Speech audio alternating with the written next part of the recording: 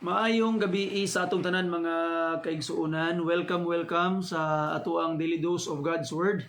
Another night nga kita mag-uban alang sa pagtuon sa pulong sa atong buhi nga Dios. So mga kaigsuonan, agig pagsugod ato ang kining sugdan pinaagi sa usa ka awit. Di ako mahadlok kuyog kang Jesus, bisan na sa iya kong pagmanduan, ug way pakigdait kung wala siya. May kasiguruhan kuyog kang Jesus, sumunod, way kahadlok ko. Kay may kaluwasan kuyog kang Jesus, bisan na sa kuniya pagadada, isugilon ko ang kaluwasan niya. Bisan na sa nga dapit mo ato ko, musugot ako kay kuyog si Jesus. Sumunod, way kahadlok ko. Kay may kaluwasan kuyog kang Jesus.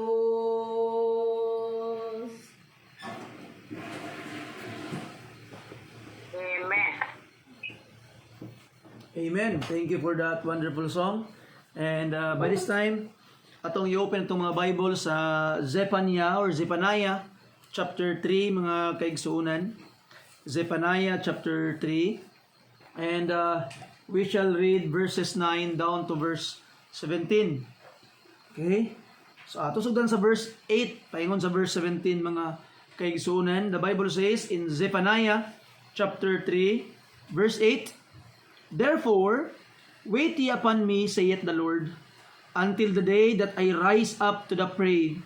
For my determination is to gather the nations, that I may assemble the kingdoms, to pour upon them my indignation, even all my fierce anger, for all the earth shall be devoured with the fire of my jealousy. For then will I turn to the people a pure language, that they may all call upon the name of the Lord to serve him with one consent. From beyond the rivers of Ethiopia, my suppliants, even the daughter of my dispersed, shall bring mine offering. In that day shalt thou not be ashamed for all thy doings, wherein thou hast transgressed against me. For then I will take away out of the midst of thee them that rejoice in thy pride, and thou shalt no more be haughty because of my holy mountain. I will also live in the midst of thee an afflicted and poor people, and they shall trust in the name of the Lord. The remnant of Israel shall not do iniquity, nor speak lies, neither shall a deceitful tongue be found in their mouth, for they shall feed and lie down, and none shall make them afraid. Sing, O daughter of Zion, shout, O Israel, be glad and rejoice with all the heart of O daughter of Jerusalem. The Lord hath taken away thy judgments. He hath cast out thine enemy. The King of Israel, even the Lord, is in the midst of thee. Thou shalt not see evil any more.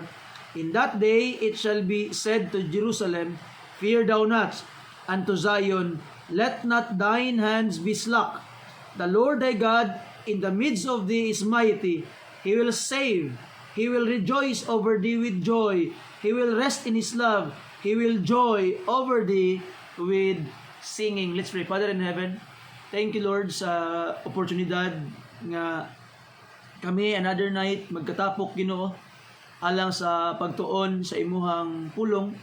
We pray that you would bless ang imuhang alagad karon Ginoo nga mahimong masaysay paunta ang imuhang pulong Lord nga masabtan gyud sa matag usa. Tagayag kaalam Ginong Dios kami para amo kining masabtan namahan, and wisdom pod para amo pod nga maaplikar kini sa among mga kinabuhi. Salamat Lord sa pamaagi sa paghatag kanamong katubagan sa mga paghangyo. Sa ngalan ni Jesus gipangayo nako ang tanan. Amen and amen. So, Again, maayong gabi sa atong tanan mga kaigsuonan. Welcome sa ato ang Daily Dose of God's Word. Another night nga kita magkahiusa alang sa pagtuon sa pulong sa atong Ginoo. Now, we have here in our text a minor prophet. So, dili ni siya minor tungod kay dili kayo importante. It is called minor because of the length of the book. Mubo siya. Di tungod kay dili siya importante because these prophets, all the prophets in importance are all major. So sometimes manggod gitawag og minor prophet pagtuo sa uban nga dili kay siya importante mo na di sa tanong ibasahon kay minor prophet ramani, no. All the prophets is gitawag nga importante kaayo mga kaigsuonan. It's just called minor prophet is because mubo lang siya. Mo nang gitawag sa minor in comparison to the major prophet, just like Jeremiah, Isaiah, matag-as kaayo. Mo nang gitawag sila major prophet, kitag-as sila. Now, kani si Zephaniah mga kaigsuonan is he was a prophet in the time of King Josiah. Naka-remember mo kang King Josiah, he was 8 years old when he began to reign. And ato makita mga kaigsuonan that the one who ruled actually when he was still young was Hilkiah the priest at that time. But ang pangalan ni Zephaniah mga kaigsuonan is hidden by God, Zephaniah, or hidden by God. So we don't know kay aning manggong panahon ng mga kaigsuonan, the last preacher, the last prophet nga gisundan ni Zephaniah is si Isaiah. And Isaiah mga kaigsuonan was killed by Manasseh.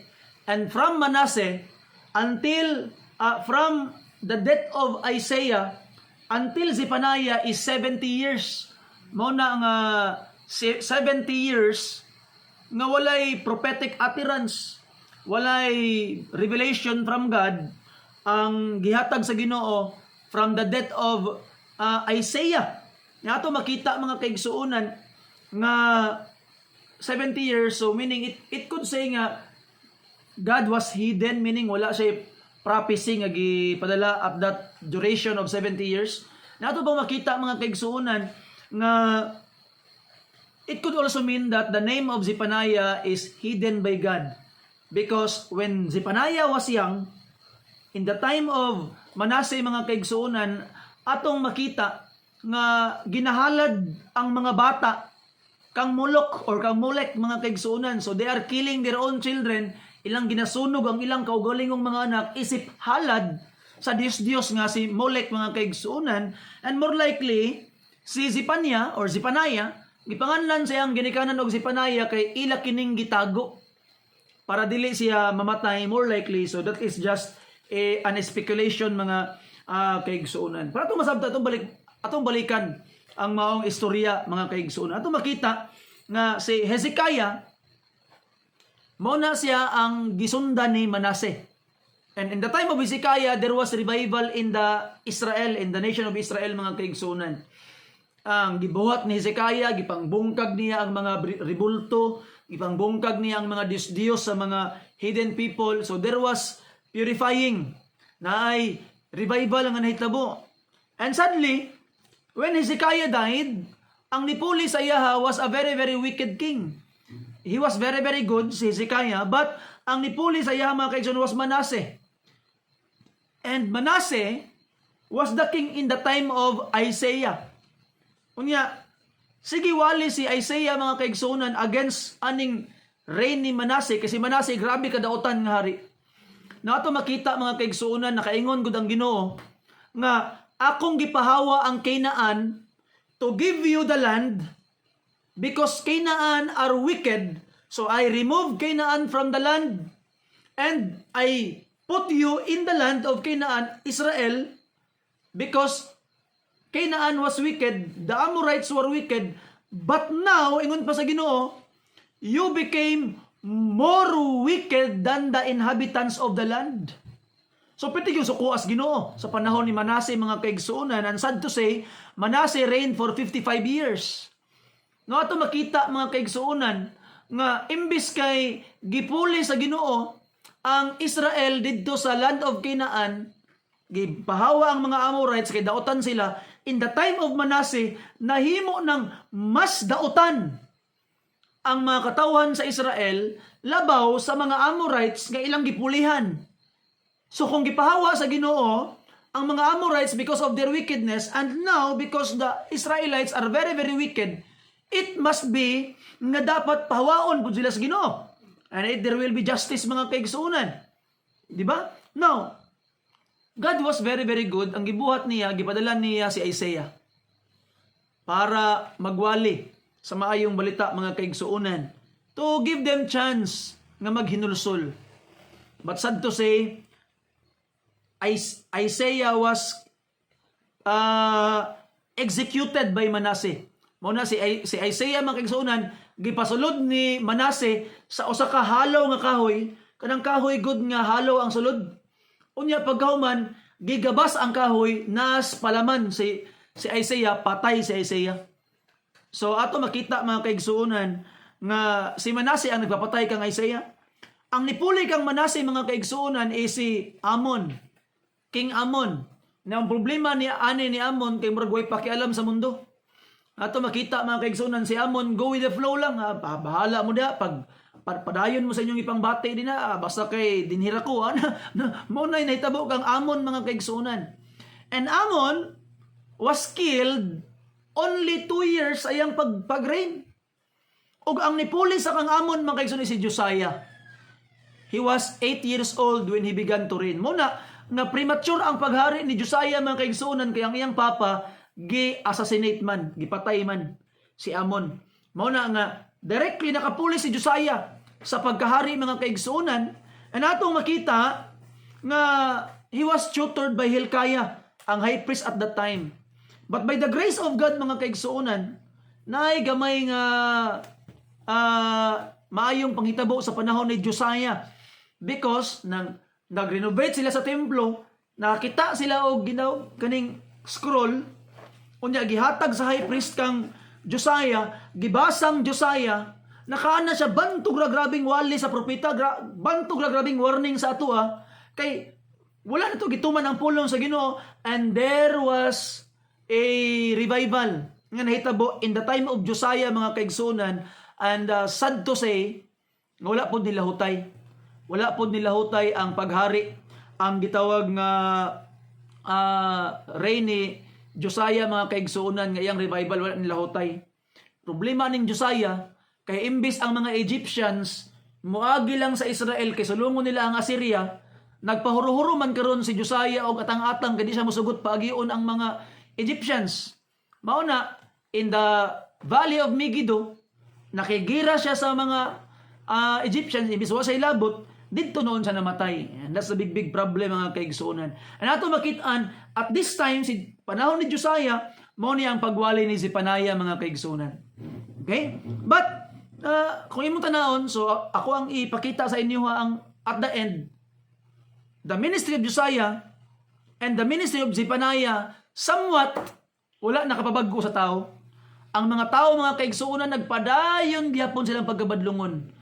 Nagpadayon gyapon silang mga daotang binuhatan. And after kang Zephaniah, gi-raise sa Ginoo mga kaigsuonan si Jeremiah o si Habakkuk. You see? So mao na pud ang preaching ni Zephaniah, Jeremiah ug Habakkuk after ni Zephaniah mga kaigsuonan. So much for the background. I hope na nakita ninyo ang flow sa storya sa Old Testament. Nindot kayo ang story sa Old Testament mga kaigsuonan. Imo nang magaray-garay, mahinahinay, matanaw nimo kay sad to say wala man ni naka-arrange good ang Old Testament. Wala man ni naka-arrange good nga kanang timeline gud niya. Dili na inana yang arrangement. So mas nindot kayo nga you know the arrangement, the chronological order sa mga books para mas ma-appreciate nimo kung kanus ani nahitabo. Kay wala nagpasabot nga nauna ang Habakkuk aya ang Zephaniah, nauna ang Habakkuk pagkasulat. No, of course not. Actually, nauna ang Zephaniah, nisunod pa ning Habakkuk mga kaigsuonan. You see? So, ato makitaan, dili sa chronological order. So, I hope nga, imo nang i-consider pag magbasa kag Bible mga kaigsuonan. Now, going back, in the book of Zephaniah mga kaigsuonan, grabe ang warning sa Ginoo.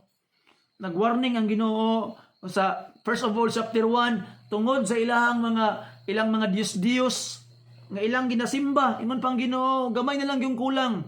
Buto gid mong tanan. Gamay na lang yung kulang, laras mong tanan. Anang Ginoo sa mga taga Israel, mga kaigsuonan. And in chapter 2, giapil sa Ginoo judge even the neighboring countries of Israel nga naga-influensya sa Israel. So all of them will be judged. Pero karon sa tong teksto, mga kaigsuonan, di ba suko na kay Ginoo? Gabukal-bukal na ang kalagot sa Ginoo, mga kaigsuonan, because of the wickedness of these people nga dili gyud taon maminaw sa mga propeta. Imbes kay ang propeta ilang paminawon, ilan na nung pangkulatahon ang mga propeta, mga kaigsuonan. So God's anger is gabukal-bukal na. Pero tunawon nimo ang Zephaniah chapter 3, mga kaigsuonan. At makaana gyud grabing kaluoy sa Ginoo. You see? Grabe gyud kay kaluoy sa Ginoo.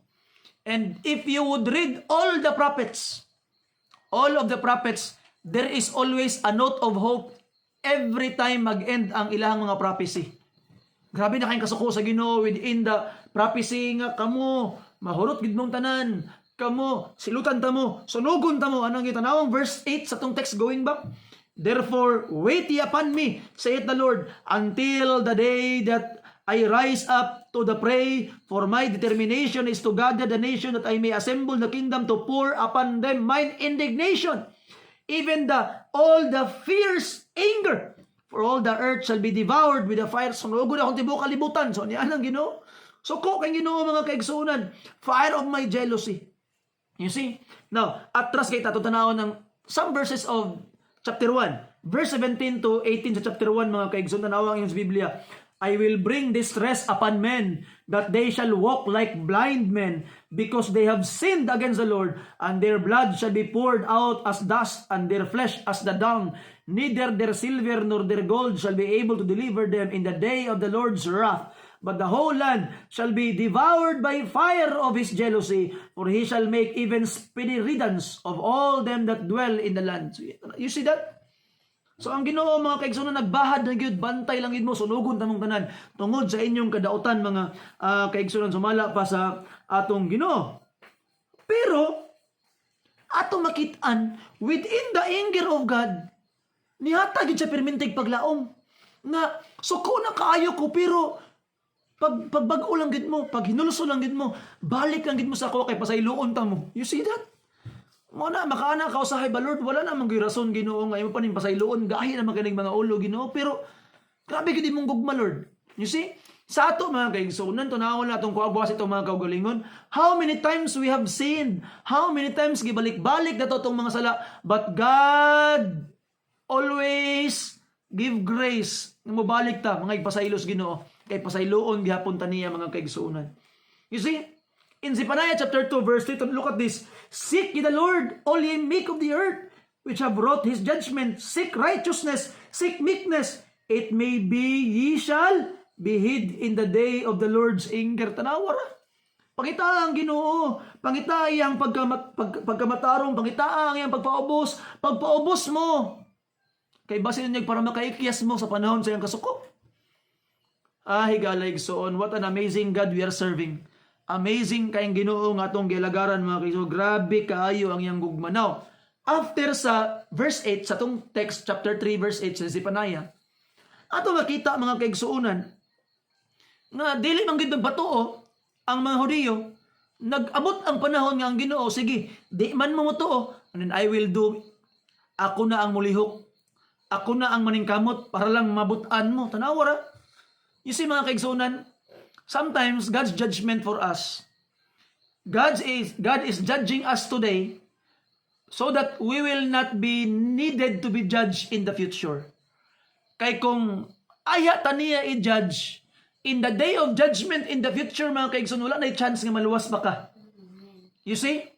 But sometimes God is disciplining us today. Ginadisiplina kas Ginoo karon, napakas kalibutan. Ginajudge kas Ginoo karon, nganuman para magbag-o ka, napakay chance. You see? Muna nga dagag mga kasakit kay ginabag-o kas Ginoo, ginatuis Ginoo ang imong dili maayong kinaiyahan.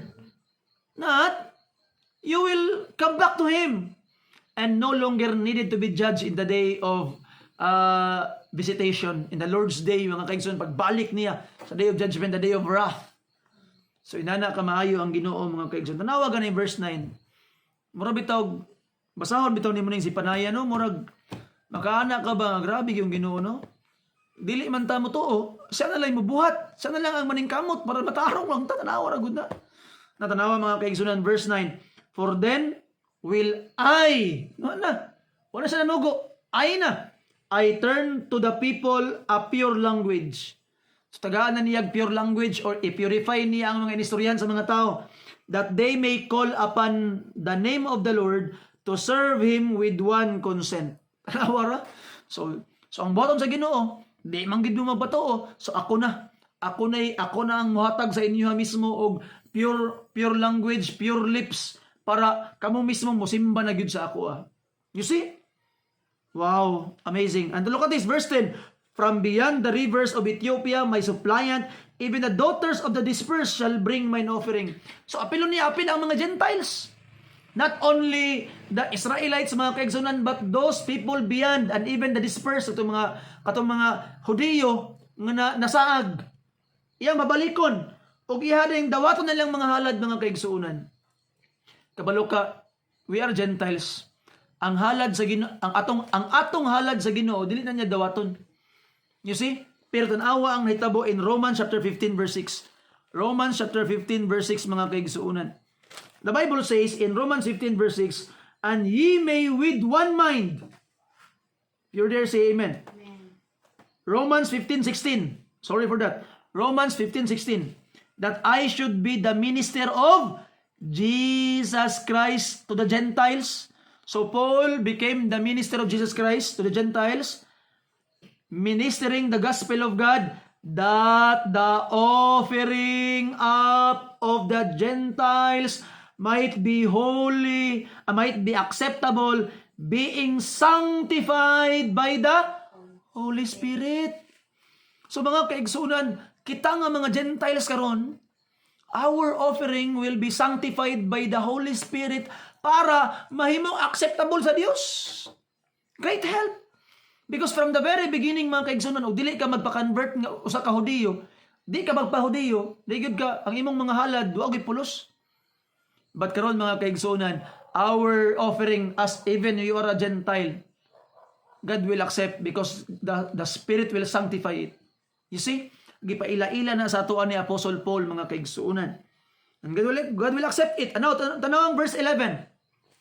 In that day shalt thou not be ashamed for all thy doings, wherein thou hast transgressed against me. Sa pasabot ani, ingon pas Ginoo, nakadto ang inyong mga binuhatan nga inyong gibuhat bato kanako, gagakaulaw mo karon, moabot ang panahon nga di na mo maulaw. You see that?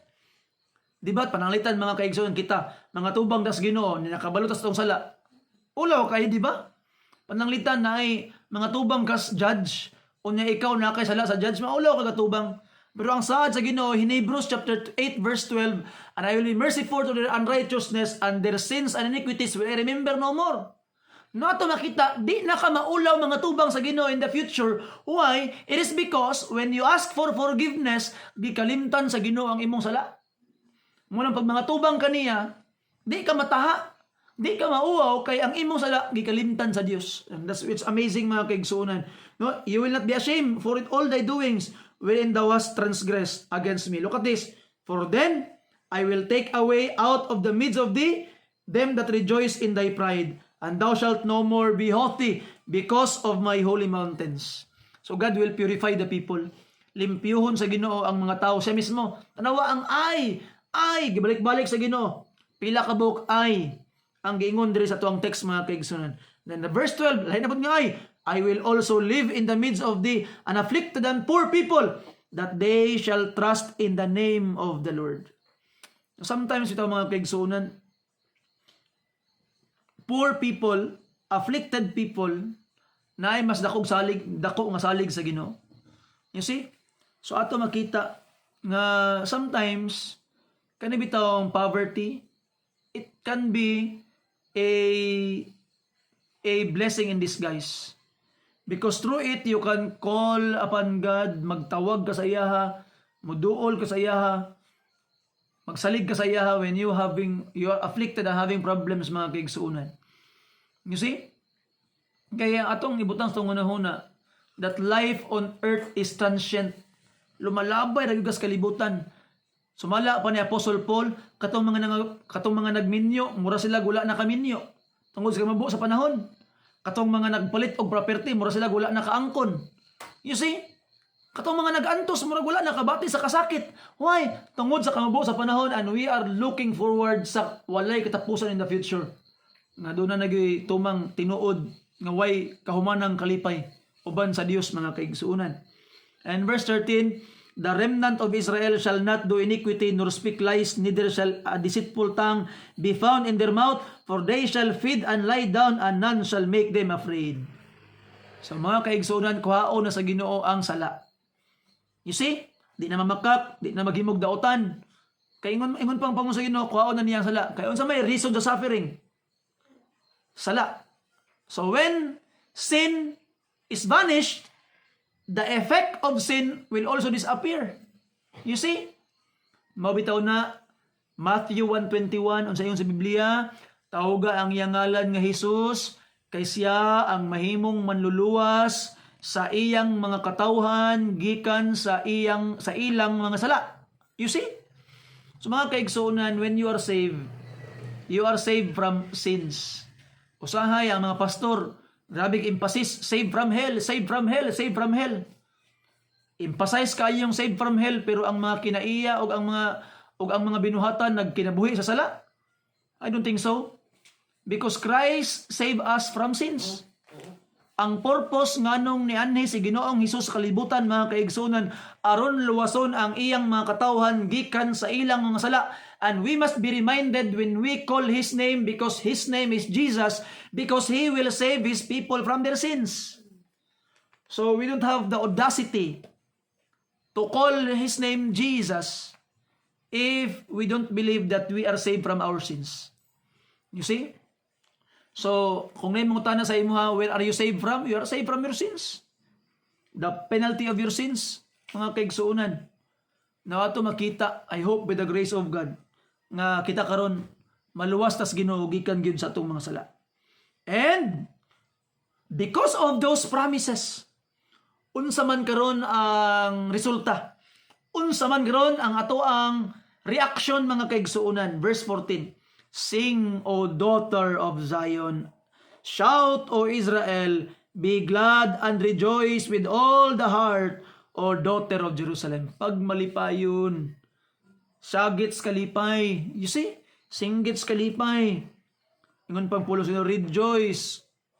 The Lord hath taken away thy judgment. He hath cast out thine enemy. The King of Israel, even the Lord, is in the midst of thee. Thou shalt not see evil anymore. Kupuha sahad sa Ginoo. Di ba? Ang imo kuno mga paghukom, gikuha na sa Ginoo. Ang mga kaaway, gipildi na sa Ginoo. Unya siya mismo ang maghari sa tong taliwala, mga kaigsunan. Tanawon nimo ang Revelation chapter 21 verse 3 to 4. God will be in our midst in the future, and we will be His children. He will be our God, our Father. You see? And I hope ato nang ma-appreciate mga kaigsuunan. Now, in verse 16, in that day, it shall be said to Jerusalem, fear thou not, and to Zion, let thine hand be slack. Ay napagpaluya-luya, ay nagkahadlok, kay daog ka na. Mga kaigsuunan, munang paglaom nga atong gitawag nga maangkon. Now, di ba, usahay, when we talk about heaven, always na makadungog ay sa langit, atong awitan ang atong Ginoo, atong kantahan ang Ginoo sa langit, di ba?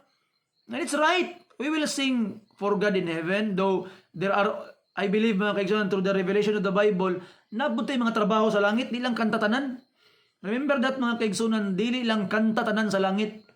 You see, there are works in heaven, o kanta lang tanan sa langit. Muna rin to ang song leader sa langit. Okay, ika 1,235 verse, ready, sing. So, pagkawag klaro mga kaigsunan. Dili inana. Okay? Dili inana sa langit mga kaigsunan. There are works in heaven. You see? Nato makita natay mga gisalig sa Ginoo sa tuwa sa langit, mga kaigsunan. You see, and when we are working, we will really experience the fruit of our job sa langit, mga kaigsunan. Now, karon, going back in singing, dili man kanta tanan sa langit, but there is singing. Pero ang atong upbringing, ang atong una-una, nga kita ang muawit sa Ginoo. And yes, ato gid pong awitan ang Ginoo sa langit, but ayaw kalimot nga kantahan bugas Ginoo. Mubalos bug kantang Ginoo sa imo. You see, mga kaigsunan, the creator of voices, the creator of best godly music, atong Ginoo, siya mo kanta para nimo. Look at this verse 17. The Lord thy God in the midst of thee is mighty. He will save. He will rejoice over thee with joy. He will rest in his love. He will joy over thee with singing. Wow! Mga kaigsuunan, may imagine ba nimo nga one day kantahan ka sa Ginoo? God will sing for you. He will comfort you. Magmalipayon siya, mga kaigsuunan. There will be a love song that God will sing for you, mga kaigsuunan. Mura kag haranahon sa Ginoo ba? Siguro nasa ato karon diri nga nakasulay na nga giharana. Maybe at that time gikilig pa ka na nga time siguro. Piti nimong lipaya. Pero how much more, mga igsuon, kung ang Ginoo na mismo ang muharana sa imuha, kantahan kaniya. Wiping away your tears, singing for you, comforting you. So igsoon, yes, we will sing for God. But God will also sing for us. And I hope, mga kaigsoon, excited na ka nga makadungog ana nga mga pag-awit sa Ginoo. So igsoon karon, I hope with the grace of God, imo nang i-appreciate pag-ayo and you will really look forward to listen sa kanta sa Ginoo para sa imuha. Para sa ato. And if you are not yet sure nga makaapil ka na, siguraduan na karon. Receive the Lord Jesus Christ as your Lord and Savior. He died for your sins. He was buried and rose again the third day to justify you. Ay napaglangan, tuuhi siya nga imong ginog manuluwas, pag hinulusol na sa imong sala, dawata sa imong kinabuhi, and He will save you tonight. Call upon His name. Lord Jesus, save me. Ug iya kang luwason. Usa ka awit alang kanato. Sa Diyos ang himaya kay gugma siya, kanato gihatag niya si Jesus, ang atong asilot gibayran niya,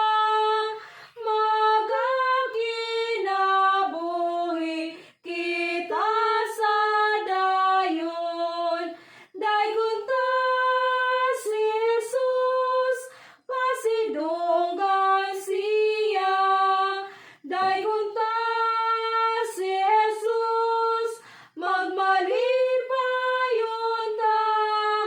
Ang dalan siya ngadto sa amahan, siya himayaon kay gamhanan man. Ang atong kalipay na kang Jesus, nga nagbuhat sa mga dagkong butang. Apan ang kalipay tang dili tupngan, mao ang pagbalik sa Ginoo ta. Daygon ta si Jesus, pasidunggan siya. Daygon ta si Jesus, magmalipayon ta. Ang dalan siya ngadto sa amahan, siya himayaon kay gamhanan man. Amen. Salamat sa mga pag-awit. Magampo ta.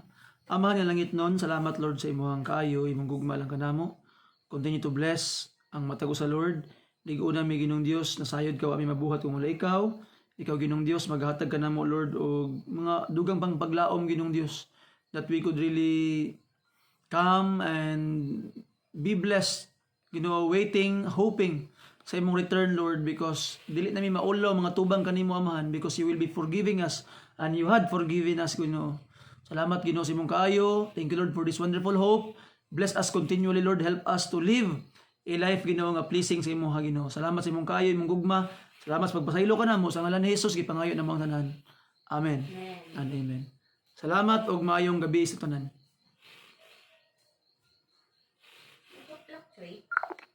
Mo na ma'am. Ang kurente nga